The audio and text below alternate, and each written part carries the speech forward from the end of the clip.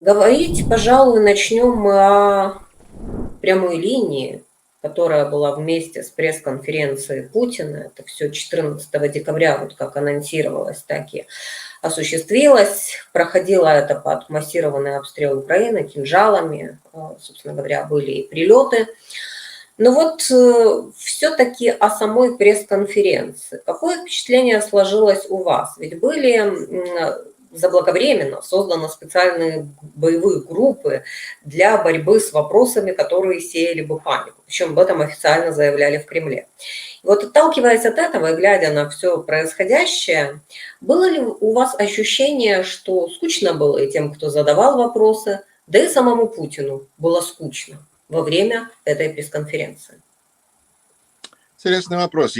Знаете, благодаря тому, что мы с вами должны были встретиться и обсудить это, я проснулся в середине ночи и посмотрел, потому что у нас как-то в Америке это не освещают.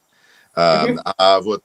Чтобы, значит, быть освещенным, приходится вставать в середине ночи и смотреть. Правда, уже прошло 4 часа к этому моменту. Я думаю, что любой вы, наверное, к этому моменту устал и потерял интерес. Но как бы это настолько театр, это настолько такой кукольный театр, что говорить о том, что куклы потеряли интерес, но они всегда были куклами. Я не знаю, насколько кукла, насколько Хрюша может потерять интерес. Или там, я не знаю, Степашка. Они как были, так и есть. Они как-то поникли, возможно, но продолжают быть такими же из папье-маше, как и всегда. Ам, У меня ощущение, что у Путина что-то со здоровьем, потому что он очень много кашлял. Он кашлял бесперерывно. Вот этот постоянный кашель, он просто, я даже не могу себе представить, потому что интересно, что президент Байден подкашливает. И он так иногда так, и так и продолжает. А этот просто кряхтит, кашляет все время. Я даже, ну, просто это для меня было, во-первых, первое наблюдение, думаю, что-то у него не так. Во-вторых, там появлялись интересные заявления по экранам, как мы видим, скриншоты, которые сейчас гуляют по интернету, когда люди говорят, как попасть в Россию, которые показывают по Первому каналу. То есть, значит, не так хорошо следят, чтобы невозможно какому-то троллингу туда не было просочиться. То есть, опять же, для меня это говорит о, ну, как бы разваливающемся государстве, когда диктатор не может даже контролировать, что взлетает на его экран. Насколько Путину было важно и интересно, и зачем он это делал, это вообще выглядело не как пресс-конференция. Это выглядело как общение царя с холопами. Возможно, в следующем году нужно будет это провести из постели Владимира Путина, чтобы он не вставал. Как бы, можно, знаете, как короли Людовик там какой-то там принимал людей в Версале, и первый утренний, значит, встречал людей в своей кровати, постели царской. Я думаю, что Путин движется к этому же состоянию, хотя, на самом деле, учитывая, сколько там синих экранов и всего на свете, кто знает, что на самом деле там было. Но у журналистов был ам, менее скучный вид, а более такой подобострастный. Они все-таки общаются с человеком, который может их уничтожить. Он может уничтожить их физически, он может уничтожить их семью, он может уничтожить их карьеру. Когда выступает какой-нибудь журналист из Магадана, его даже далеко посылать не надо. Поэтому они все были в разных стадиях ужаса.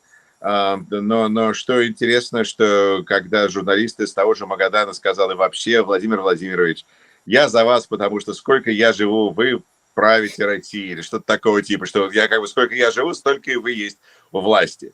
Интересно было посмотреть на лица журналистов за журналистом, который задал вопрос, которые начали как-то смеяться. Потому что, я думаю, все вспоминают мем про кошку, которой нет кошки в России, которая старше, которая родилась до Владимира Путина.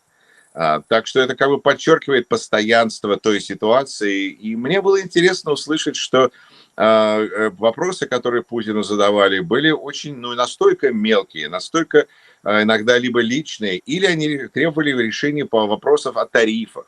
Тариф, сколько добраться отсюда до сюда, или сколько перелететь сюда-туда. Из того же Магадана они, оказывается, им дешевле добраться до Москвы, чем до Хабаровска. Ну, кто бы мог подумать. То есть людей уже интересует вопрос, как на электричке добраться из Москвы в Магадан, ну, чтобы эта электричка была не такая дорогая. То есть, ну, скат, это скатывается все, у них пока еще микрофоны с электричеством, пока что там еще и с лампочки. но это общество, которое задает вопросы. Может быть, царь не знает о том, что происходит в России, но у них ощущение абсолютное, что он как бы правит, что это единственный человек, который может поменять Обаму им там, значит, в подъездах, а лампочку может поменять только Путин.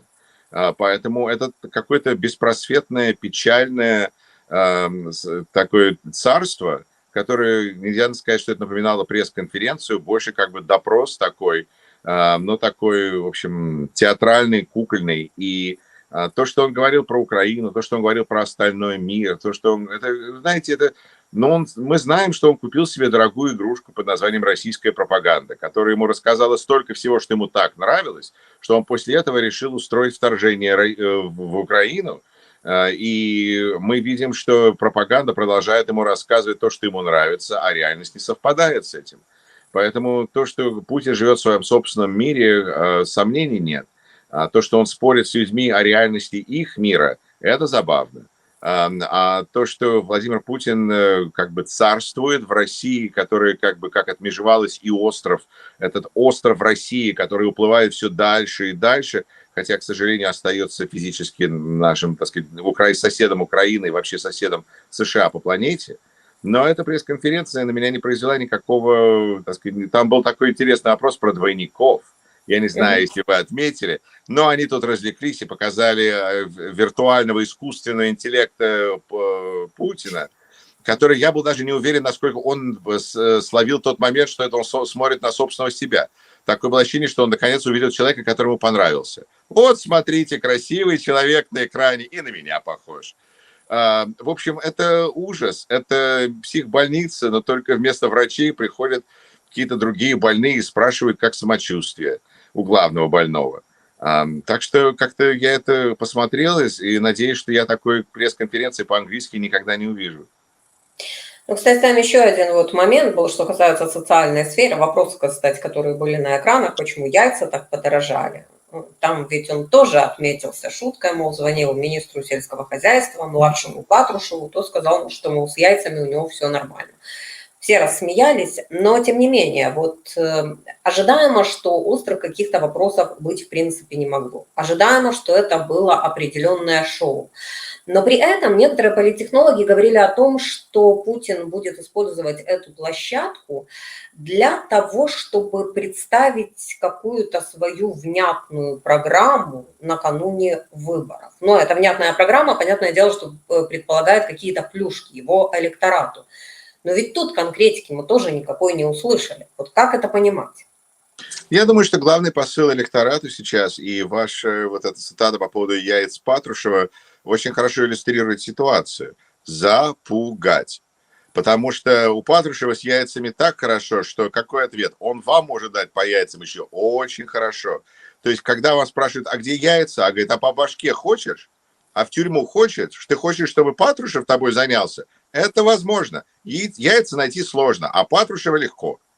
Поэтому это как бы для меня все очень четко, и здесь никакие ковришки и плюшки, нет их в России. Какие плюшки? Плюшка только можно посадить человека на 2 года вместо 15 лет. Это и есть ваша ковришка. Плюс жить в России, что с моей точки зрения является ужасным пожизненным наказанием для любого. Так что какие-то программы от него ожидать. Но это же липовые выборы, липовая демократия, липовые все на свои потемкинские деревни.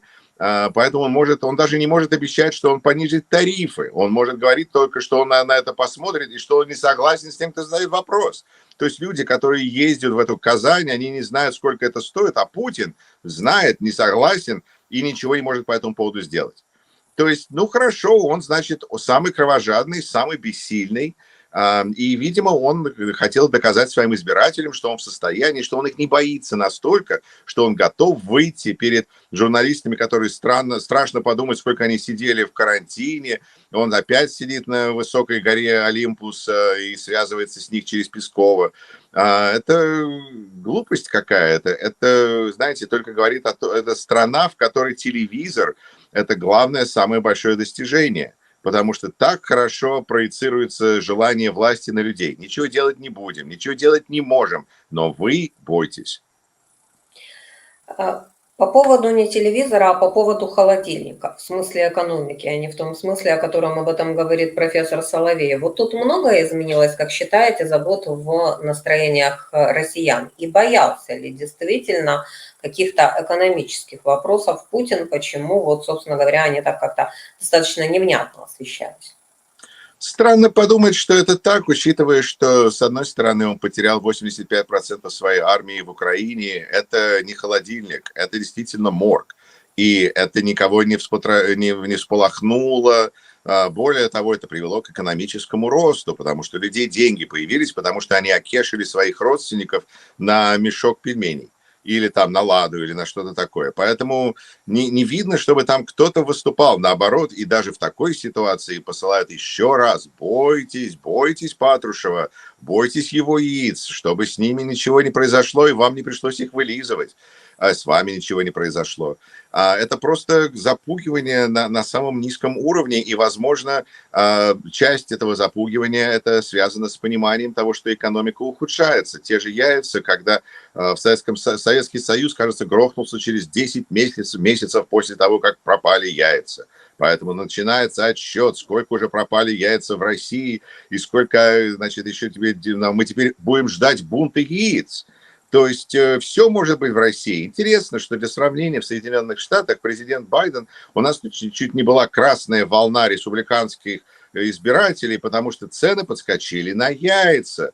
Так что люди очень конкретно реагируют на яйца. Это действительно очень важная тема. Только в демократиях это говорит о том, что, возможно, вы проиграете на выборах. А в России это говорит о том, что может быть голодный бунт. Так что просто слегка разные варианты и разные подходы. Но экономика России, Соединенные Штаты делают все возможное, чтобы ее угробить. Но, как мы видим, россияне продолжают выживать, карабкаться. Также было заявление о том, что как много в России теперь китайских автомобилей, а даже советские, простите, российские автомобили стали финансово недоступными населению. Посмотрите, Владимир Владимирович, может, вы что-то с ценами может сделать? Это все это такое, знаете, ну, это непонятно, что это за сказка. Такое ощущение, что Владимир Владимирович поймал золотую рыбку, она у него в аквариуме, и если люди с ним договорятся, то он выйдет и золотую рыбку о чем-то попросит. Поэтому нужно как можно конкретнее. Все это как-то странно. Экономики нет, экономика только промышленная. Теперь Россия смотрит на то, что на самом деле хочет сделать Дональд Трамп с нами, но Россия впереди планеты всей. Ну как? Значит, чтобы население было бедное, обездоленное, единственная работа была на военном заводе, или единственная работа – это еще пойти послужить в армии. Если ты выжил армию, то ты идешь на завод, ну и как-то все. И вот это и есть российская экономика. Следующие лет, я не знаю сколько, пока Путин будет жив, он нам доказал, что он жив, и пока он будет жив, я думаю, что это будущее России.